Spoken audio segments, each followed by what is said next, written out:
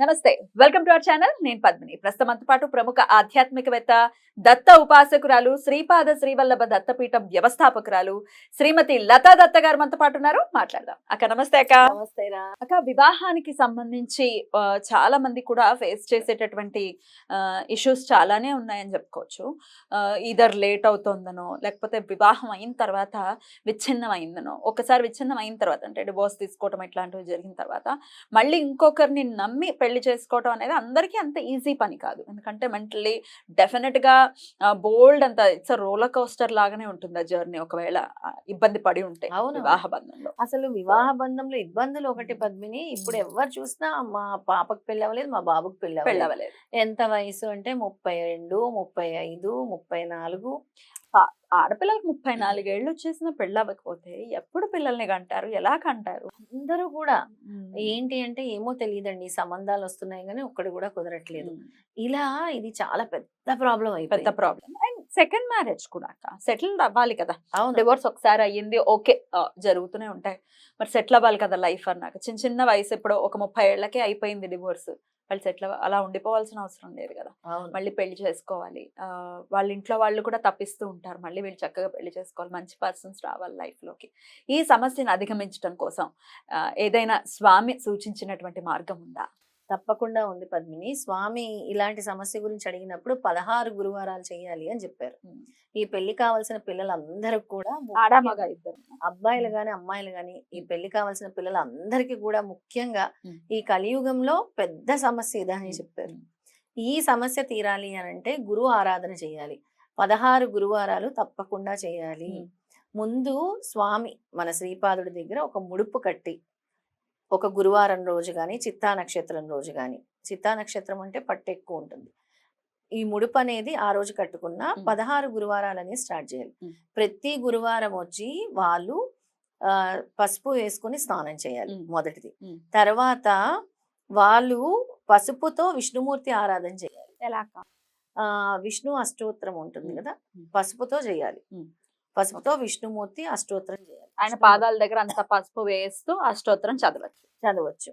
తర్వాత వాళ్ళు ఏదైతే మన దత్తపీఠం లాగా గురు క్షేత్రాలు, గురు గుడులు ఎక్కడైతే ఉంటాయో అక్కడికి వెళ్ళి ప్రతి గురువారము 108 ప్రదక్షిణాలు చేయాలి. ఓకే.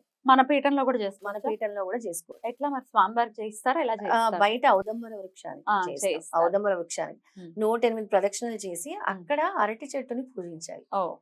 అరటి చెట్టుని కంపల్సరీ పూజించాలన్నమాట ప్రతి గురువారం కూడా. వాళ్ళు ఔదంబర వృక్షం చుట్టూ మనం ఇచ్చే నామజపం చెప్పుకుంటూ, ఆ నామజపం చేస్తూ, గురు పాదుకల్ని పూజిస్తూ, తర్వాత అరటి చెట్టు పూజ చేయాలి. దానికి ఒక ప్రక్రియ ఉంటుంది. ఆ ప్రక్రియ మనం ఈ 16 గురువారాలు వాళ్ళకి చేయిస్తాం. అప్పుడు వాళ్ళకుండే ఏదైతే దోషం ఉంటుందో చాలా వరకు గురు అనుగ్రహంతో ఆ దోషం అనేది పోయి 99% ఛాన్సెస్ ఉంటాయి పెళ్ళవడానికి. 99% గురువు అనుగ్రహమే. డెఫినెట్ గా గురువు అనుగ్రహం అవ్వటానికైతే అబ్బాయిలకైతే మరీ మరీగా గురువే, అమ్మాయిలకి శుక్రుడు అని చెప్తుంటారు. ఇద్దరు కూడా గురువులే కదా. అవును. దైత్య గురువు అయితే ఏమిటి, దేవ గురువు అయితే ఏమిటి, ఇద్దరు గురువులే. ఎందుకంటే మనం వాళ్ళతో ఈ పూజ అయిన తర్వాత బాల పూజన చేయిస్తాము, బాలలకి కన్య పూజన చేయిస్తాం పెళ్లి కావాల్సిన వాళ్ళందరికీ కూడా. అంటే వీళ్ళ చేత వాళ్ళకి పూజ చేయిస్తాము తొందరగా పెళ్లి అవ్వటానికి. ఇవన్నీ కూడా అందులో ఉంటాయి అన్నమాట. ఆ ప్రొసీజర్ వాళ్ళు ఫాలో అవ్వాలి.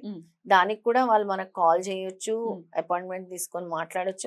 ఏ విధంగా చెయ్యాలి అని కూడా మనల్ని అడిగితే మనము చెప్తాం వాళ్ళకి ప్రాసెస్. లేదా మన పీఠంకి వచ్చి చెయ్యాలి అంటే మనం చేయిస్తాం. 16 థర్స్డేస్ మాత్రం ఖచ్చితంగా. 16 థర్స్డేస్ అంటే ఎన్ని వస్తున్నాయి? నెలలో 4 వస్తాయి. 4 నెలల్లో ఖచ్చితంగా వాళ్ళకి దీని నుంచి వస్తుంది. కానీ చెయ్యాలి 100%. ఇప్పుడు అమ్మాయిలకి నాకు ఈ గురువారం ఆటంకం వచ్చిందంటే మళ్ళీ కంటిన్యూ చేసుకోవచ్చు అన్నమాట. అలా చేసుకోవచ్చు.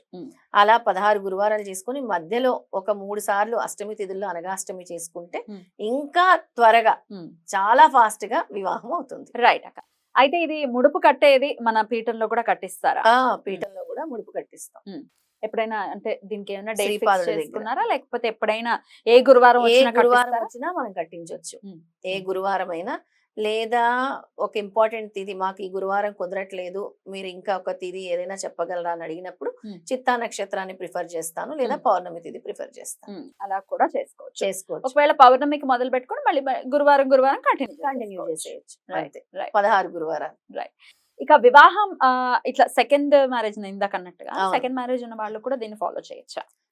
సెకండ్ మ్యారేజ్ కూడా అంటే వాళ్ళకి కుజ ప్రాబ్లం ఉంటేనే చాలా మందికి అలా జరుగుతుంది. కుజ ప్రాబ్లము, కుజగ్రహ ప్రాబ్లము, కొంతమందికి శుక్రగ్రహ శుక్రగ్రహం ప్రాబ్లము, ఖచ్చితంగా కొంతమందికి రాహు కూడా ఎఫెక్ట్ ఇస్తుంది ఒక్కోసారి. వివాహ బంధాన్ని. రాహు కుజులు ప్లేస్ బాగాలేకపోయినా కూడా వాళ్ళకి వివాహ బంధాన్ని ఇచ్చేస్తుంది. సెకండ్ మ్యారేజ్ బాగుండాలి, జీవితాంతం సుఖ సంతోషాలతో ఉండాలి కదా. ఫస్ట్ ది అలా అయిందని మళ్ళీ సెకండ్ది అలా జరగదు కదా. అలా జరగకుండా ఉండాలన్నా కూడా, మంచి సంబంధం రావాలన్నా కూడా ఈ ప్రక్రియ చేసుకోవచ్చు. ఈ 16 గురువారాలు చేసుకోవచ్చు. రైట్. అయితే చాలా మంది పిల్లల్లో మనం వినే మాట ఏంటంటే, మాకు పెళ్ళిళ్ళు వద్దు, మేము పెళ్ళిళ్ళు చేసుకోం అని సర్వసాధారణంగా చెప్తూ ఉంటారు. ఆడపిల్లలు సిగ్గుతో చెప్పొచ్చు, రకరకాల కారణాలు ఉండొచ్చు. అసలు ఎందుకు జరగట్లేదో తెలుసా పద్మిని, ఇప్పుడు పెళ్లిళ్ళు ఫస్ట్ మేము సెటిల్ అయితే చేసుకుంటాం. సెటిల్మెంట్ నీకు సెటిల్మెంట్ ఎప్పుడు అవుతుంది? 35కి అవుతుందా, 40 ఏళ్ళకి అవుతుందా? పెళ్ళై సెటిల్మెంట్ అని ఎందుకు అనుకో మరి మాకు 17 ఏళ్ళకే పెళ్లి అయింది. మరి మేము ఇప్పుడంతా సంతోషంగా లేము. ఎగ్జాక్ట్లీ. ఇప్పుడు నీకు 30 ఏళ్ళు వచ్చే వరకు సెటిల్ అయితేనే పెళ్లి చేసుకోవాలి, ఉద్యోగం వస్తేనే అంటే, ఉద్యోగం లేకుండా చేసుకోవటం అనేది ఎవరికైనా కష్టతరమే, కాదని అనము. కానీ ఏ వయసులో జరగాల్సిన ముచ్చట ఆ వయసులో జరగాలి. చాలా మంది ఆడపిల్లలకి పద్మిని 23, 24 ఏళ్ళకి పెళ్లి సంబంధాలు వస్తే ఇప్పుడు చేసుకోము అన్న వాళ్ళకి తర్వాత 10-15 సంవత్సరాల వరకు పెళ్లిళ్ళు జరగట్లేదు.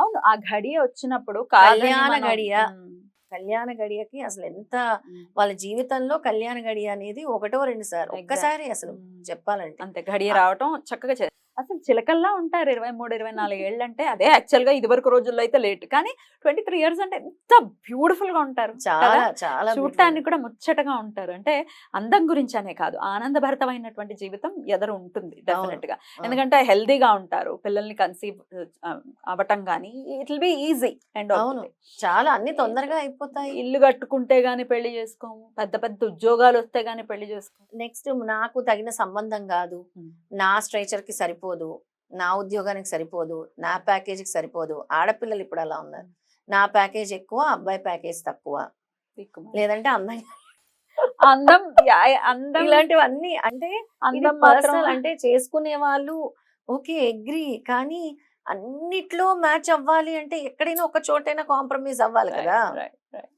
పూర్వం మన అమ్మ నాన్నలు పద్మిని, అమ్మమ్మ తాతయ్యలు చూసుకో, ముఖాలు చూసుకోకుండా పెళ్లి చేసుకున్నా కూడా 90 ఏళ్ళ వరకు బాండింగ్ ఉండేది.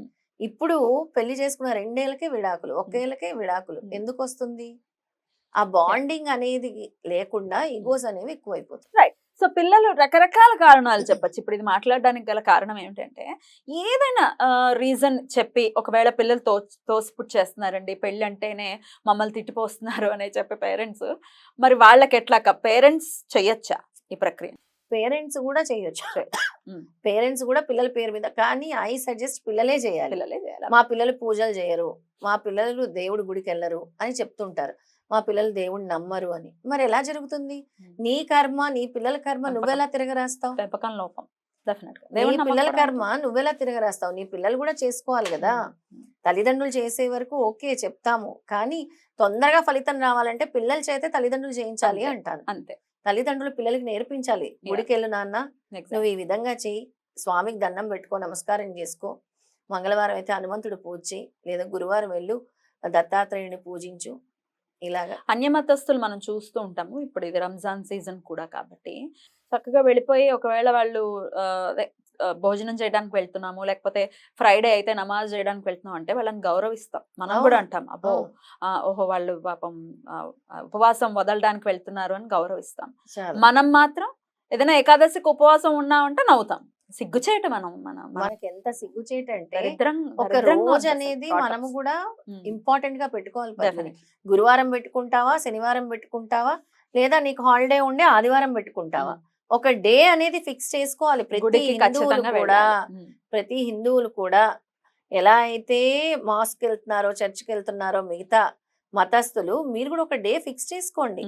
మంగళవారం కుదురుతుందా, ఆదివారం కుదురుతుందా, గురువారం కుదురుతుందా? మీ పిల్లలకి నేర్పించండి దయచేసి. Exactly. మా పిల్లలు భక్తి లేదు అని మాత్రం అనకండి. Right. చాలా కాన్సిక్వెన్సెస్, కర్మలు, Hmm. ఆ కర్మలు తగ్గించుకోవడానికి ఈ స్పిరిచువాలిటీ అనేది, దైవ మార్గం అనేది ఒక ఇంపార్టెంట్ మన Right. డైలీ లైఫ్ లో చాలా ఇంపార్టెన్స్ ఉంది. Right. మంచి విషయాలు చెప్పారక. ఈ 16 గురువారాల యొక్క ఈ క్రతువు ఏదైతే ఉందో డెఫినెట్ గా ఇది పాటించుకుని వివాహాలు ఆలస్యం అవుతున్న వాళ్ళు డెఫినెట్ గా వాళ్ళకి గాలి అని మనస్ఫూర్తిగా కోరుకుంటూ కృతజ్ఞతలక. నమస్తే. నమస్తే. జయ గురుదత్త. జయ గురుదత్త. శ్రీ గురుదత్త.